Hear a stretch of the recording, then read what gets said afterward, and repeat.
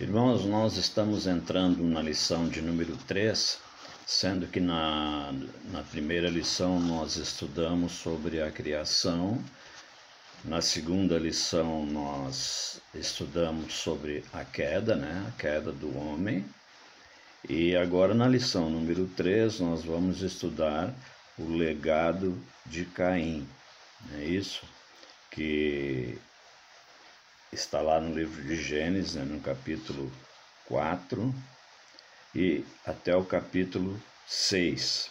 E o verso para memorizar diz assim, preste atenção que é muito importante. Se fizer o que é certo, não é verdade que você será aceito? Mas se não fizer o que é certo, eis que o pecado está à porta à sua espera. O desejo dele, ou seja, o pecado, o desejo dele será contra você. Mas é necessário que você o domine. Então aqui vai este conselho, que está lá no livro de Gênesis, capítulo 4, e versículo 7, que diz claramente, quando nós andamos no caminho, a gente é aceito em qualquer lugar.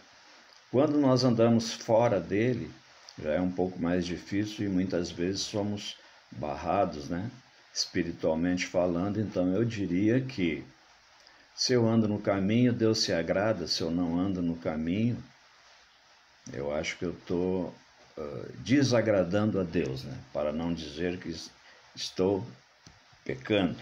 Bom, em Gênesis, logo após a queda do homem, a queda de Adão e da mulher, logo a sua expulsão do jardim, o que acontece a seguir são nascimentos, podemos dizer, e morte.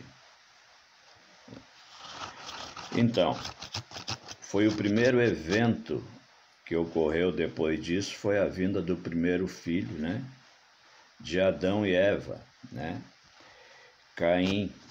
E os eventos seguintes, ou seja, os eventos a seguir, foram o crime de Caim, o crime de Lameque. Quem é Lameque? Lameque era descendente de Caim, da mesma roupagem, Então, complementando, irmãos, depois dos crimes ali que houve, logo em seguida vem a diminuição da expectativa de vida e também a maldição. A maldade tem um aumento tremendo na face da terra. E só para uma curiosidade, meus irmãos, eu estava falando de Lameque, que é da mesma roupagem ali de Caim, Ele era descendente de Caim e foi o primeiro homem a praticar a bigamia. Por quê? Porque ele tinha duas mulheres, a Ada e a Zilá. Curiosidade, E hoje aqui no Brasil é proibido, enfim, em vários países é proibido.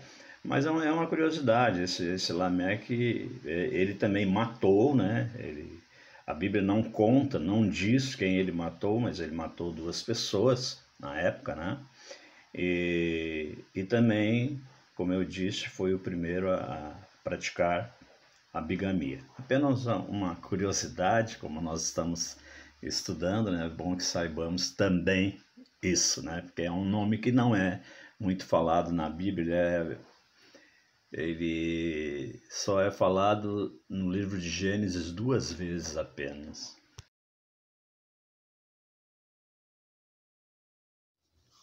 Irmãos, no capítulo 4, versículo 1 e 2, nos conta ali o nascimento de Caim e Abel, E havia, por parte dos pais, inclusive, uma esperança de que Caim fosse o Messias prometido. E eles adoravam esse filho. E por causa das ofertas que eles trouxeram,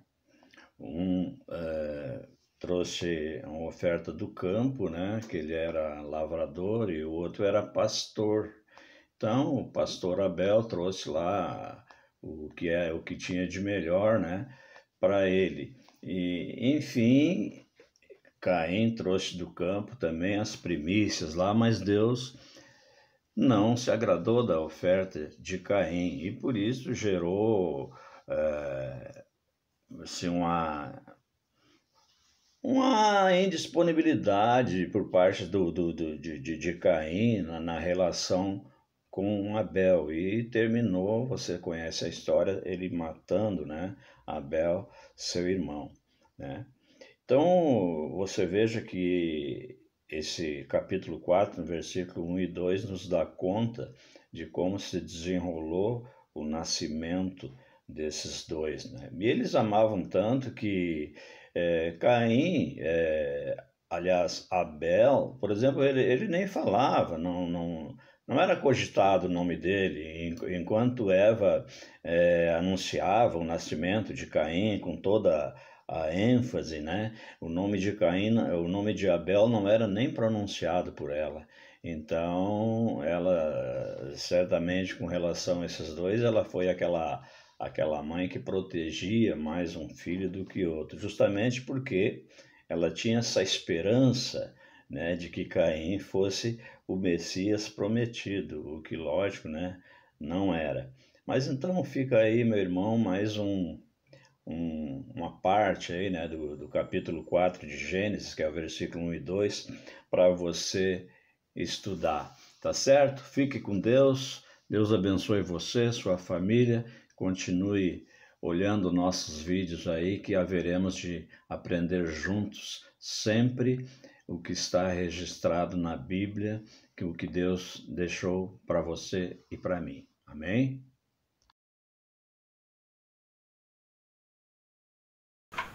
Olá, mais um estudo que fala sobre Caim e seu legado.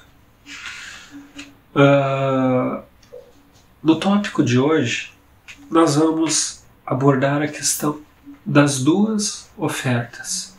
A primeira oferta consistia em frutos da terra, aquilo que foi plantado com as próprias mãos. A segunda, uma oferta viva, uma oferta de um ser vivo. Se nós analisarmos, as duas têm o seu respectivo valor e, teoricamente, deveriam ser aceitas por Deus. Mas uma coisa que nós temos que ter em mente e que é decisivo para entendermos o porquê uma oferta foi aceita e a outra não, é que a oferta do animal representava sacrifício, representava sangue. E Deus fazia questão de que esta oferta, no qual implicava derramamento de sangue, a qual apontava diretamente para o sacrifício futuro de Jesus Cristo, fosse manifestada. À medida que entendemos isso, conseguimos entender o porquê da aceitação da oferta de Abel. Eu gostaria de ler com vocês aquilo que está lá em Hebreus capítulo 11, verso 4. Acompanhe comigo.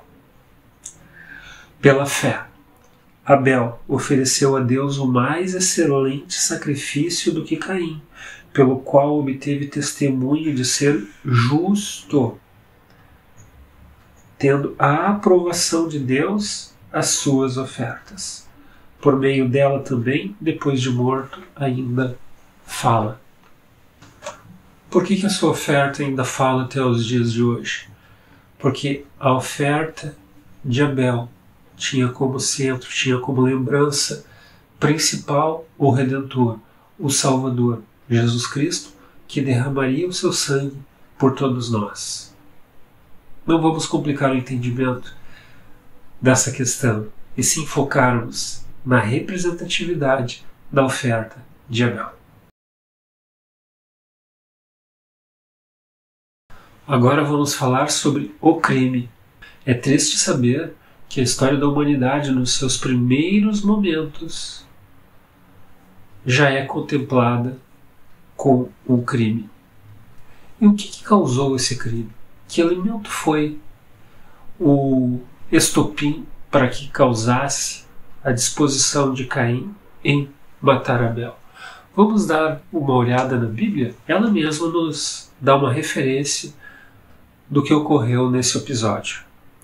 Acompanhe comigo aquilo que está lá em Gênesis, capítulo 4, verso 5, que diz assim: Ao passo que Caim e de sua oferta não se agradou, irou-se, pois, sobremaneira Caim, e descaiu-lhe o semblante. Você conhece, com certeza, o semblante de alguém que está irritado, de alguém que está zangado, inconformado com uma determinada situação. E Caim aqui estava. A sua oferta não foi aceita. E com grande raiva, com uma manifestação de ódio, ele resolve descarregar os seus sentimentos, colocando como alvo o seu próprio irmão. E ao analisarmos a trajetória da raça humana, a Bíblia coloca aqui que o semblante ficou caído, o semblante ficou abalado, emocionalmente atingido. A raça humana, em sua grande maioria, quando é atingida, quando fica abalada, ela tenta reagir das formas mais horríveis que você possa imaginar. E Caim aqui acabou usando o ato extremo, que é tirar a vida de alguém. Que possamos ter em mente o que significa não aceitar uma determinada situação e as implicações que isso pode ter. Que possamos, antes de agir precipitadamente, entender qual é o real propósito de Deus para as nossas vidas. Pense com carinho nisso.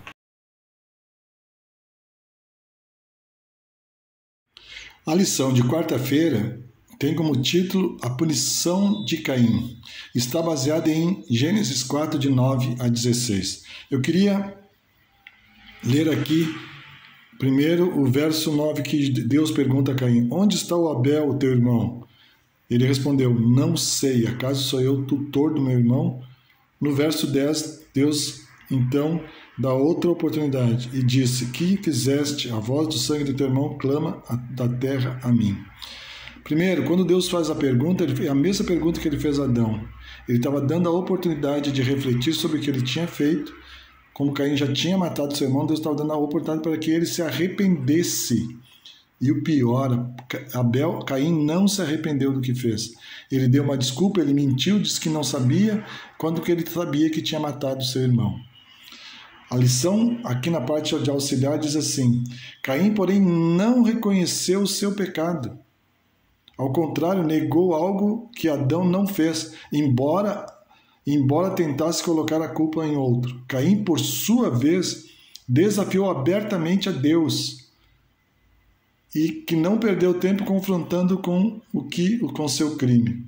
Ou seja, Deus estava dizendo: filho, tu mataste teu irmão. Eu estou te perguntando porque eu sei que tu fez isso, porque eu sou onisciente, eu sou Deus.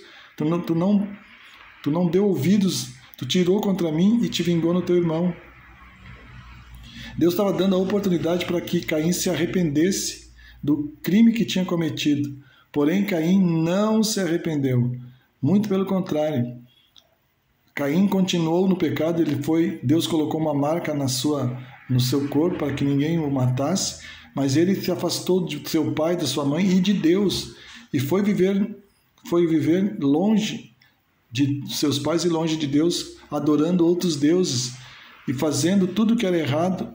E a sua geração que herdou de Caim foi uma geração má, foi a geração que viveu antes do dilúvio, Tudo por causa de um crime de um homem que não que estava ali perto dos seus pais que tinham sido feitos, e ele a imagem e semelhança de Deus, mas que ele decidiu não servir a esse Deus, mas dar a voz ao inimigo. Que nós possamos refletir sobre isso, porque toda vez que o ser humano deixa de ouvir a voz de Deus, ele ouve a voz do diabo. A segunda pergunta da lição de quarta-feira, que está na pergunta 5, diz assim: o que significam as palavras de Caim? Da tua presença terei de me esconder.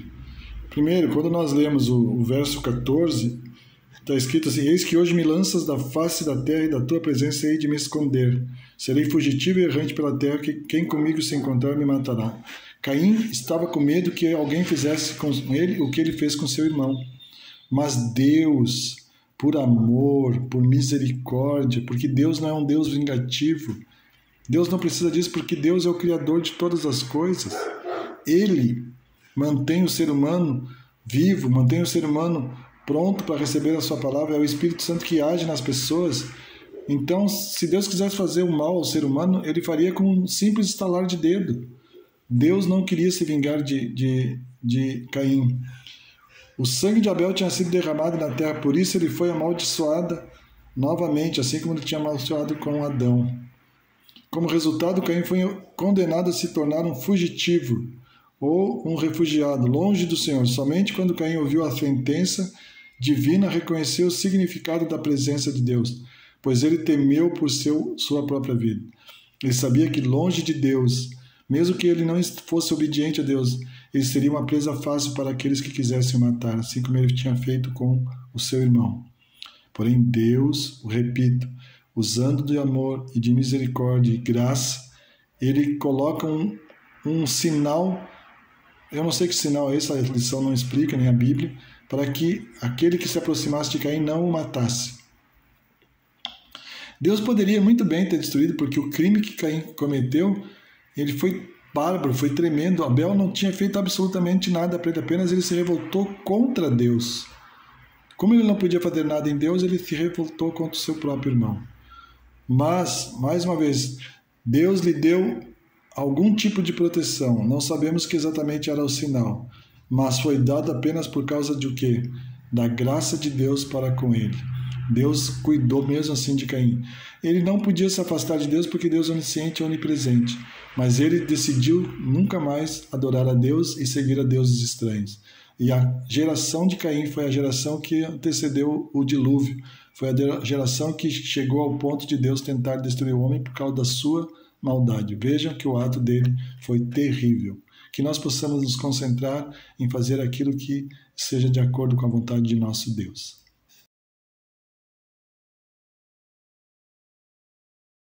A lição de quinta-feira tem como título A Maldade do Ser Humano. O pecado de Caim não apenas ficou restrito a Caim. Os seus descendentes acabaram sendo piores do que Caim. Vejam que diz assim que Lameque, descendente de Caim, referiu-se ao crime do avô no contexto do seu próprio. Essa comparação entre o crime de Caim e de Lameque é instrutiva. Enquanto o primeiro se calou sobre o seu crime, seu único crime registrado, o segundo parecia vangloriar-se do seu. Veja como já tinha se degenerado a natureza humana. Expressando de uma canção, enquanto Caim pediu a misericórdia divina, não há registro que Lameque, seu neto, tenha a fazer do mesmo. Enquanto Caim foi vingado 7 vezes por Deus, Lameque acreditava que seria vingado 70 vezes, ou uma indicação de que ele estava bem ciente da sua culpa, de que ele cometeu o crime porque ele quis. O texto bíblico registra mais algumas coisas interessantes. Por exemplo, Caim era monogâmico, já Lameque introduziu a poligamia, pois a Bíblia diz especificamente que ele tomou para si 2 mulheres. Essa intensificação e exaltação do mal afetaram as gerações seguintes de Caimita.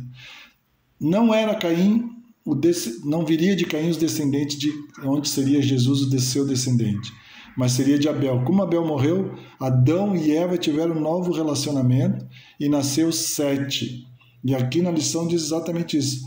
Adão tornou a ter relações com sua mulher, Gênesis 4, 25, E o resultado foi o nascimento de Sete, cujo nome foi dado por Eva para indicar que Deus lhe havia concedido outro descendente no lugar de Abel. E desse descendente dos setitas viria o próprio Cristo. Viria não somente a Enoque, Matusalém, e terminaria também com Noé. Vejam, aquele filho que foi assassino, a sua descendência foi uma descendência degenerada, uma descendência que se corrompeu, introduziu a poligamia, o crime, a corrupção do gênero humano. Mas Deus suscitou um novo descendente através de Sete, o terceiro filho de Adão e Eva. E este foi da onde veio a descendência de Jesus, onde veio Enoque, veio Metusalém e também a Noé. Deus sempre dá um jeito de arrumar, porque Deus tem o plano de salvar o ser humano. Deus não deixaria o ser humano completamente arruinado no pecado. Deus é um Deus de misericórdia, um Deus de amor que nos ama. A frase "os filhos de Deus" em Gênesis 6:2 refere-se à linhagem de Sete, pois foram concebidos para preservar a imagem divina, Gênesis 5:1 e 4. Por outro lado, as filhas dos homens, Gênesis 6:2, parecem ter uma conotação negativa, contrastando a descendência daquele que não são a imagem de Deus com aqueles que são feitos à imagem do homem. Que são feitos à imagem de Deus com aqueles que que são feitos à imagem do homem. E foi sob a influência desses filhas dos homens, que os filhos de Deus tomaram para si mulheres, aquelas que entre todas mais lhes agradaram, indicando direção errada para a humanidade estava sendo tomada. E Deus promete, então, aqui que o seu espírito não permaneceria para sempre com aquela geração. E Deus deu a aquela geração 120 anos. Foi o tempo em que Noé foi chamado para construir a arca e pregar o evangelho, chamando a todos para o arrependimento. Mas, no final, a arca se fechou e apenas 8 pessoas se salvaram. Provavelmente são os descendentes de Sete, os filhos de Deus. Hoje, nós temos claramente isso, né? Quando a gente diz os filhos de Deus e os filhos dos homens, significa uma notação de diferença, ou seja, aqueles que fazem a vontade de Deus e aqueles que não fazem a vontade de Deus. O gênero humano se corrompeu, foi tão sério que Deus teve que terminar com aquela geração e através do dilúvio e povoar novamente o mundo, a fim de que o ser humano pudesse ser um ser que fosse fiel a Deus, para que Deus pudesse salvá-los, para que Deus pudesse ser o seu Deus. E vejam os esforços que Deus faz junto com Deus Pai, Deus Espírito e Deus Filho para salvar o ser humano. Tudo isso, muitas vezes o ser humano ainda rejeita nos nossos dias. O ser humano está tomado pelo pecado. O pecado é como um câncer, ele vai corroendo, ele vai tomando conta, até tomar conta completa do ser humano e ele não ter mais desejo de se arrepender e de se aproximar de Deus. Que Deus nos abençoe para que nós sejamos fiéis e vivemos uma vida fiel ao nosso Deus, porque em breve nosso Senhor voltará e nós precisamos estar salvos para morar eternamente com Ele. É a minha oração por mim e por vós. Amém. Olá, meus queridos, um feliz sábado. Vamos encerrar a lição? A lição número 3 do nosso guia de estudo, que estamos falando sobre Gênesis, para nós entendermos melhor a criação, a história da humanidade e compreendermos quão grande é o amor desse Deus por nós. E essa lição 3 é muito interessante, Caim e seu legado. E o verso que nós estudamos durante a semana diz assim: se fizer o que é certo, não é verdade que você será aceito? Se nós fizermos o que é certo, seremos aceitos no lar celestial. Mas se não fizer o que é certo, eis o pecado está à porta, à sua espera. O desejo dele será contra você, mas é necessário que você o domine. Por isso que Deus nos deu o direito ao livre-arbítrio, para nós podermos dominar as nossas tendências pecaminosas. E está lá em Gênesis 4:7. Em Gênesis, o que se segue imediatamente após a queda é a expulsão de Adão e Eva do Éden são nascimento e morte. Nascimento daquele filho que Eva tão esperava para que fosse o seu salvador, né? No cumprimento das profecias de Deus do capítulo 3:15. Então Eva tinha aquele desejo de que quando o filho dela nasceu, Caim, né, o filho adquirido, Caim, fosse o salvador. Enquanto Abel obedeceu às instruções divinas e, conforme o texto hebraico, ofereceu as primícias da terra, além da oferta queimada de animal, Caim se recusou a fazê-lo. Ele não trouxe um animal para ser sacrificado, mas apenas uma oferta do fruto da terra. Né? Com frequência, essa história tem sido considerada um clássico da salvação pela fé. Abel e sua oferta de sangue, em contraste com uma tentativa de ganhar a salvação pelas obras, que foi o que Caim fez, né? Não que Deus não aceitou a oferta dele, é que ele não fez de acordo com aquilo que Deus tinha mandado fazer e daquilo que ele tinha aprendido com seus pais. A reação de Caim foi dupla. Caim ficou muito irado e fechou a cara.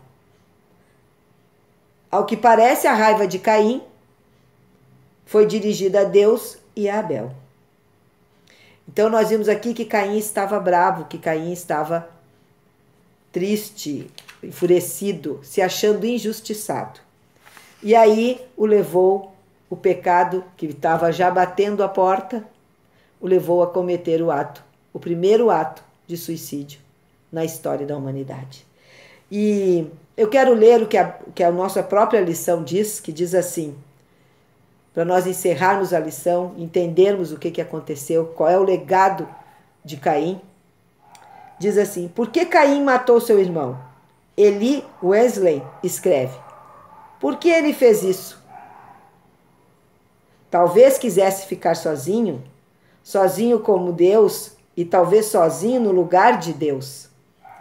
Caim matou para se tornar Deus. Qualquer um que se considere Deus acaba assassinando os outros. Que triste isso, né? Que forte esse texto. Qualquer um que se considere Deus acaba assassinando os outros. Porque ele não tem nada para dar para os outros, a não ser egoísmo, tristeza e dor. O legado de Caim são pessoas que rejeitaram a autoridade divina, pessoas que negaram suas culpas, que não se arrependeram do que fizeram e fizeram com que o pecado se multiplicasse, proliferasse de forma extraordinária para aquela época. Olhar para a lição dessa semana, o legado de Caim, é ver as consequências do pecado e saber que as atitudes pecaminosas de um homem e de uma mulher vai afetar gerações e gerações. A maldade e a bondade vão se multiplicando nas gerações. E então nós vimos o legado de Caim, onde as pessoas praticavam promiscuidade, violência, homicídio e se vangloriavam disto.